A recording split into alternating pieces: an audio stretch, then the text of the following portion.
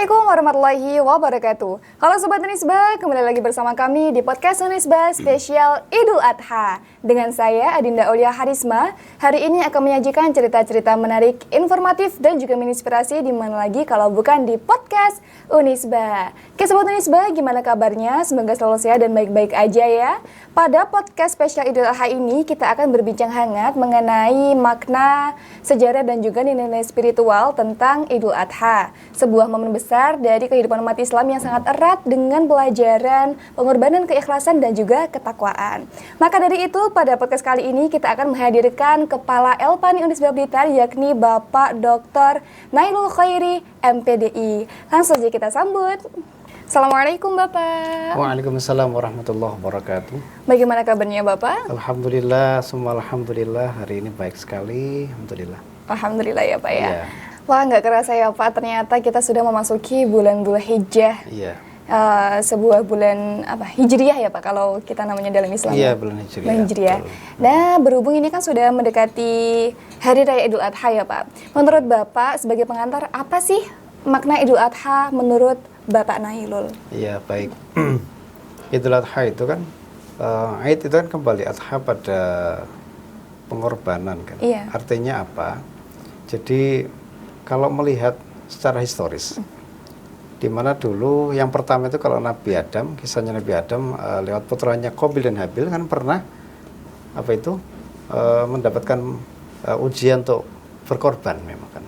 Jadi diperintah berkorban dan korbannya Habil lah yang diterima karena korbannya dengan hal yang baik dan ikhlas atas dasar ketakwaan kepada Allah.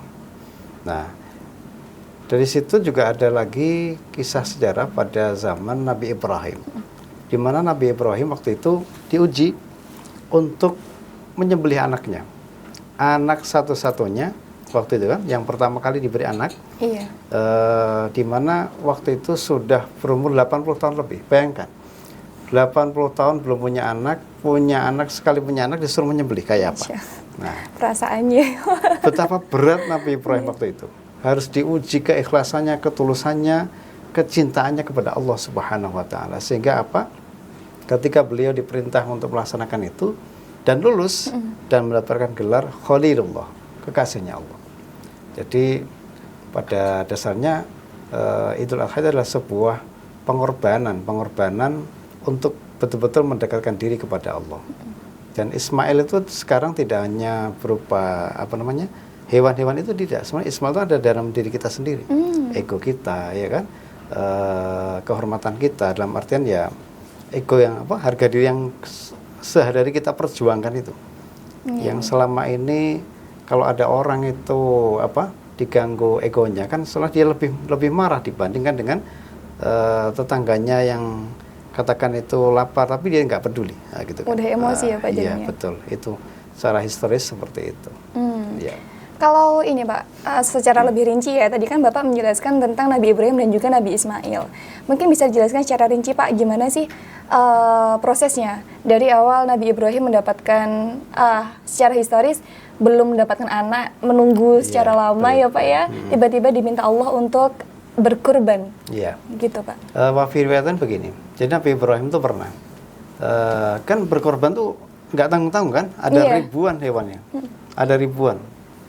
Sehingga ketika muncul seperti itu, jangankan hewan sekian ribu ini, kalau saya punya anak akan saya korbankan karena belum punya, ya kan? Karena belum punya. Sehingga waktu itu betul akhirnya dikaruniai anak. Nah, tibalah waktunya Nabi Ibrahim itu diperintah untuk menyembelih putranya itu. Nah, muncullah galau. Kalau itu dipikir-pikir, mimpi ini benar apa enggak? Muncullah namanya puasa tarwiyah.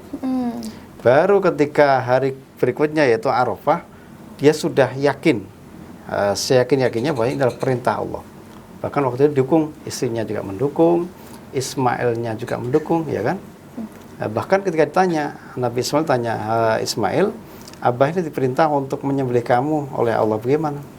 Jawabnya Ismail juga meyakinkan. Iya, namanya juga anak soleh, ya kan? Qala ya abadi fa'al ma tu'mar satajiduni insyaallah minas sabirin. Jadi wahai ayah, lakukanlah saja apa yang sudah diperintahkan kepadamu.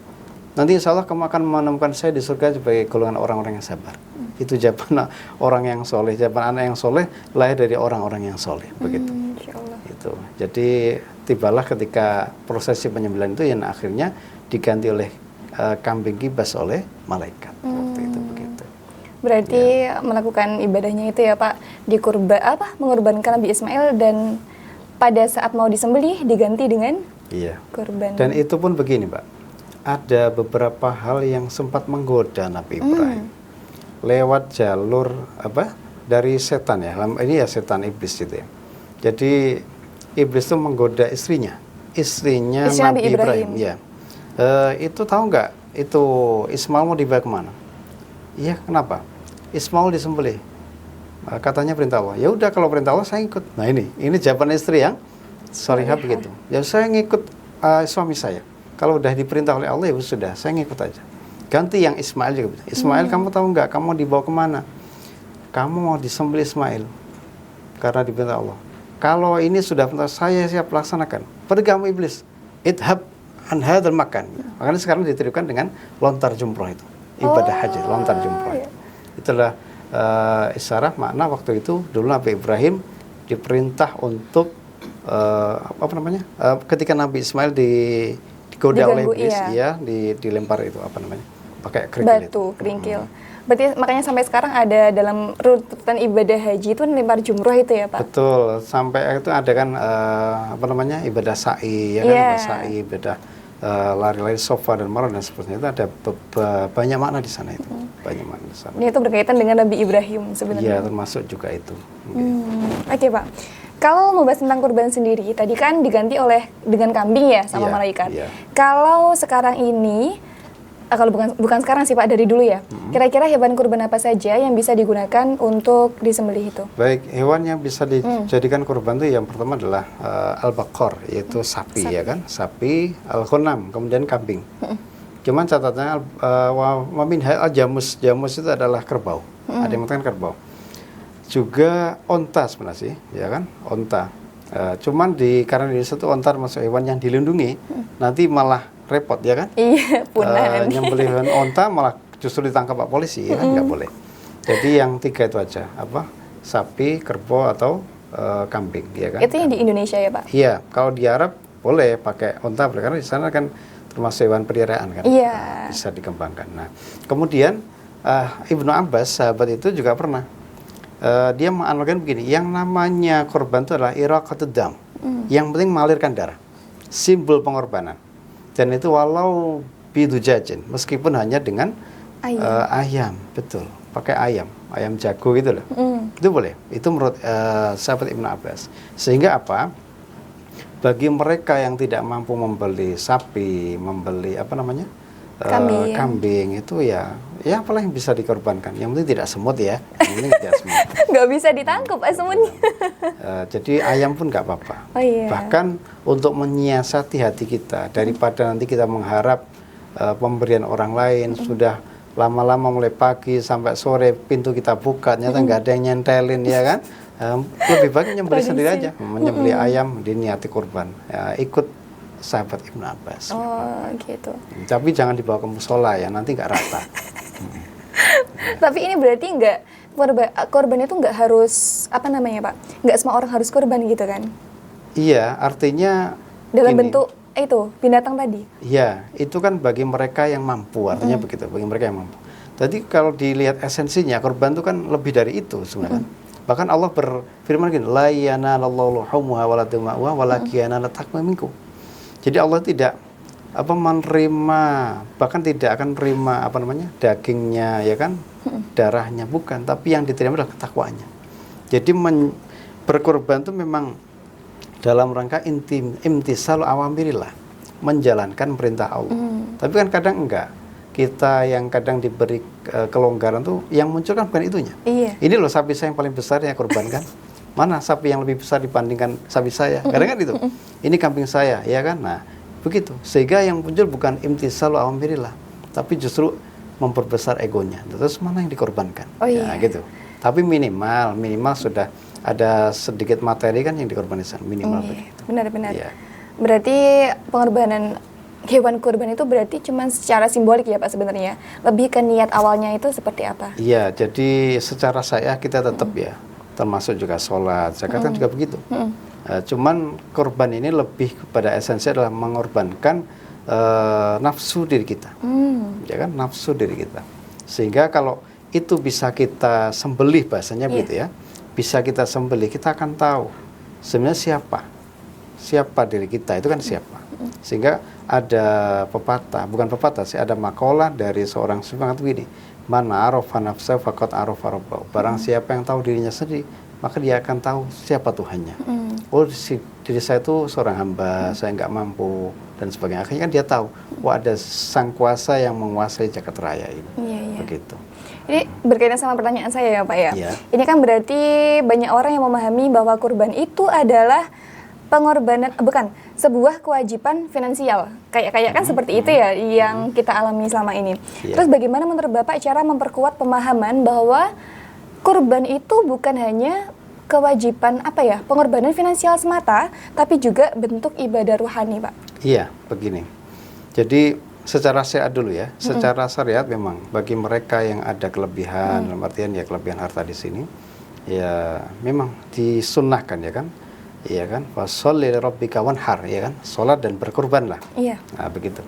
Jadi ada kelebihan finansial ya silakan disunnahkan untuk berkorban. Kecuali kalau korban nadar ya itu memang wajib. Misalkan kalau saya nanti lulus, saya akan korban, nah itu dia wajib berkorban. Nah kemudian kalau korban secara esensial ya, jadi tidak hanya makna korban dimaknai dengan hanya menyembelih sebagian kelebihan harta, tidak. Tapi ketika kita itu menyadarkan diri bahwasanya kita itu siapa sih dan diperintah untuk apa di dunia ini, ya kan? Wa ma khalaqtul jinna wal insa illa liya'budun. Jadi manusia itu diciptakan oleh Allah, ya kan, untuk beribadah, semata-mata untuk beribadah. Nah kadang nafsu kita itu selalu ngikut. Iya. Mau sholat ngikut. Kenapa kamu sholat? Ya biar dapat uang banyak, berdoa banyak. Ngikut kan dia, ikut lagi. Kemudian lagi mau ibadah haji, kenapa kamu haji? Ya biar disebut Bu Haji atau Pak Haji, ngikut lagi nafsunya, ya kan? Jadi kayak nggak tulus gitu Pak jatuhnya. Betul, nafsu itu yang bikin kita nggak tulus. Nah, justru pada momen berkurban inilah dia harus dipisahkan dengan diri kita. Karena apa? Nanti yang betul-betul kembali kepada Tuhan kan, illa man atallaha biqalbin salim. Mereka yang betul-betul hatinya itu selamat. Hatinya betul-betul waras begitu ya katanya. Iya, waras. Hatinya betul sehat. Jadi yang bisa sowan kepada Allah yang hatinya betul sehat. Kalau nggak sehat, dalam artian? Sehat dalam arti ya itu tidak dipengaruhi nafsu amarah, nafsu lawamah dan sebagainya itu. Jadi dia betul-betul bersih, tulus hanya kepada Allah Subhanahu Wa Taala. Gitu. Fi qalbi salim ya Pak ya. Benar-benar hatinya yang selamat. Iya. Oke Pak. Gini, sebelum hari kurban ya, hari tasreh Pak namanya? Atau kalau tasreh itu setelah hari Raya Idul Adha. Setelah hari Idul Adha ya. Itu kan ada puasa, beberapa puasa sunnah ya, tarwiyah dan arafah. Mungkin bisa jelaskan Pak, fadilahnya seperti apa? Iya, kalau puasa tarwiyah itu kan disunahkan, ada beberapa fadilah, beberapa kelebihan. Itu apa sih? Yang tarwiyah ya Pak? Biar kita tuh semangat apa sih?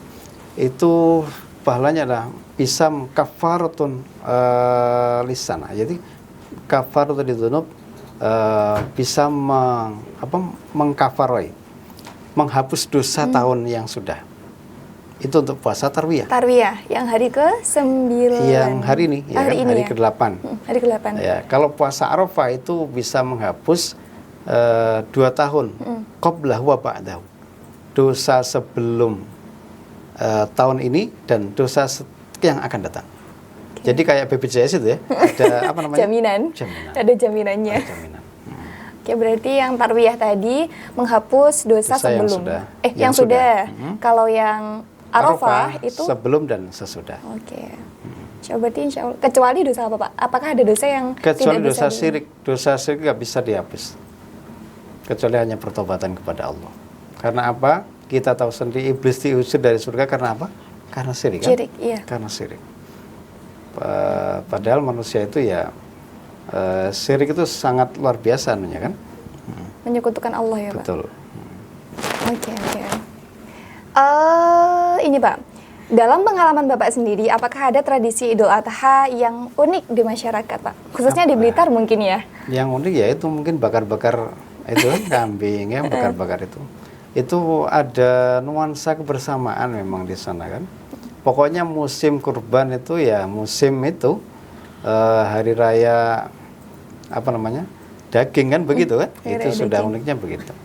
Saya rasa nggak ada yang lebih dari itu kecuali hanya yaitu apa namanya kebersamaan dalam mengolah daging kurban itu yang unik di sana itu. Berarti, tapi memang ada ya Pak di tradisi masyarakat kita, terutama itu kayak setiap setelah kurban itu dibagi-bagikan ke tetangga-tetangga gitu. Apa sudah memang dari awal perintahnya seperti itu, atau ya Dagingnya. dagingnya? Iya, jadi kalau daging kurban tuh dibagikan secara mentah. Mentah. Kalau akikoh secara matang. Jadi kalau kita berkurban, ya yang dibagikan daging yang belum dimasak. Kalau udah dimasak namanya itu akikoh. Jadi memang harus dalam kondisi masih mentah. Gitu. Tapi tidak ada minimal batasnya ya Pak ya? Terserah lah seikhlas-ikhlasnya nggak itu. ada. Tapi ya jangan terlalu sedikit lah. Ya pantasnya berapa gitu kan. Sepantasnya ya, menimbang-nimbang lah Pak ya. Terus itu gini Mbak, untuk kurban itu diutamakan bagi mereka yang fukoro ya kan, bagi mereka yang fakir miskin. Karena apa? Bisa jadi kan mereka tuh makan daging tuh hanya setahun sekali kan, ya pas momennya seperti ini, kesempatannya bagi pas seperti ini. Kalau orang-orang kaya kan sering Suatu ya waktu kan sih. di pertemuan atau apa sering makan daging. Kalau orang-orang miskin tidak pernah, nah itu dianjurkan diberikan kepada para fakir miskin, begitu. Berarti ya salah satu keutamaannya biar mempererat kebersamaan juga Betul, ya Pak. betul, Membantu orang-orang Iya. miskin Iya. yang tidak mampu niku. Iya, dan juga bentuk penyadaran ya. Kita kan kalau tahu orang di mana mereka itu ketika menerima daging, masya Allah bahagianya luar biasa kan. Dia akan timbul apa rasa haru dan rasa bahagia tersendiri. Iya. Di mana akan menyempurnakan apa iman kita kepada Allah. Sehingga ketika kita itu memberikan apa itu bingkisan itu rasanya itu seperti apa ya? Rasa kedekatan kita kepada Allah itu semakin kuat begitu. Karena apa? Masya Allah ketika melihat mereka sangat bahagia. Ini barusan satu bungkus saja, kita udah menikmati beberapa kali nih. Mereka hanya sudah bahagianya luar biasa seperti ini. Oh berarti selama ini saya kurang syukur, kan tambah sekali syukurnya. Nah, di situ. Jadi makna kurban itu banyak sekali yang menyimpan beberapa hikmah di sana. Begitu. Ternyata maknanya memang nggak hanya itu ya Pak, tidak hanya sekedar menyembelih hewan gitu kan, tidak hanya menyembelih apa namanya sapi dan juga unta dan juga ini, ternyata lebih luas daripada itu. Betul. Berarti juga termasuk ini Pak, pengorbanan apa? Ego ya? Iya, Ego yang tadi. jelas ego diri kita itu. Yang selama ini kan kita perjuangkan itu. Kita diundang mendadak aja kan rasanya nggak pengen datang kan, karena ego kita kan. Tapi kalau kita ngikut perintah Allah ya udah kan kita kan pasti ada beberapa yang kita korbankan, harga diri ya kan. Iya. Tapi kalau orang betul-betul bisa seperti itu ya udah, dia betul bisa menyembelih egonya itu. Oke, baik Bapak, ternyata banyak sekali ya makna-makna dari Idul Adha ini. Iya. Bahkan Bapak tadi bilang kalau sebenarnya dalam diri kita tuh ada Ismail, ya Pak ya? Iya, banyak Ismail yang harus kita sembelih. Harus kita sembelih. Iya. Mulai dari ego, terus nafsu dan lain sebagainya. Iya. Oke Bapak, sebelum mengakhiri podcast kali ini, mungkin Bapak bisa menyampaikan quotes dan pesan untuk Sobat Unisba yang sedang menonton. Baik, terima kasih Sobat Unisba yang berbahagia. Baiklah, terkait dengan bulan Dzulhijjah ini ada beberapa makna yang luar biasa dalam memaknai Idul Kurban ini, di mana kita sebagai manusia layaknya adalah berkorban taqarruban ilallah, mendekatkan diri kepada Allah. Sehingga sebagaimana kita untuk memperjuangkan fisik kita aja kita rewangi, kita perjuangkan dengan banyak hal, dengan ikut jaminan sosial dan sebagainya. Baru ruh kita kan selama ini belum kita perjuangkan, belum kita jamin, belum kita garansi. Maka dari itu melalui momen Idul Kurban ini malah kita kembali untuk senantiasa bertakarub kepada Allah, senantiasa menyandarkan diri kepada Allah dengan mengorbankan apa yang ada dalam diri kita, terutama ego dan nafsu kita, untuk kembali dan betul-betul kembali kepada Allah Subhanahu wa Ta'ala. Semoga kita termasuk hambanya yang betul-betul beruntung baik di dunia maupun di akhirat. Amin. Wah, Masya Allah sekali quotes dari Bapak Nailul kali ini ya Pak, tentang Idul Adha. Oke Sobat Unisba, jangan lupa untuk selalu berkurban ya Pak. Banyak sekali pelajaran yang sudah kita ambil hari ini. Mulai dari kisah Nabi Ibrahim dan juga Nabi Ismail hingga makna kurban yang sesungguhnya. Yang ternyata bukan hanya menyembelih kurban, tapi juga menyembelih ego dan nafsu diri kita ya Pak. Betul. Oke, semoga kita semua termasuk dalam golongan manusia yang bisa menambah ketakwaan, ikhlas dan juga lebih peduli terhadap sesamanya, Pak. Baik, jangan lupa kepada teman-teman untuk selalu share, like, dan subscribe video kami. Jangan lupa untuk selalu stay tune di video kami karena kita akan up selanjutnya. Terima kasih, saya Adinda Aulia Harisma. Saya Darul Khairi. Wassalamualaikum warahmatullahi wabarakatuh.